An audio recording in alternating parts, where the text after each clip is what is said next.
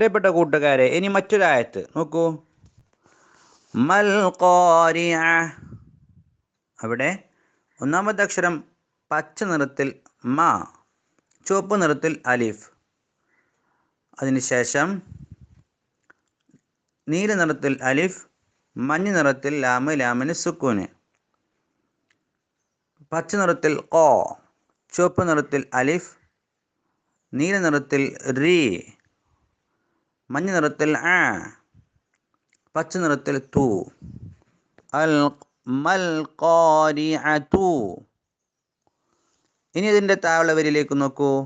മാ, അവിടെ മീമിനെ അലിഫിലേക്ക് ചേർത്തിയത്. അൽ ഖാരിഅതു, അവിടെ ലാമിനെ ഖാഫിലേക്കും ഖാഫിനെ അലിഫിലേക്കും ചേർത്തിയത്. മഞ്ഞ നിറത്തിലുള്ള ഐനിനെ ഹാത്തായിലേക്ക് ചേർത്തിയത്. വായിക്കേണ്ടത് അൽ ഖാരിഅതു. ഇനി എങ്ങനെയാണ് അതിനെ കൂട്ടി ഓതേണ്ടത്? ശ്രദ്ധിച്ചോളൂ.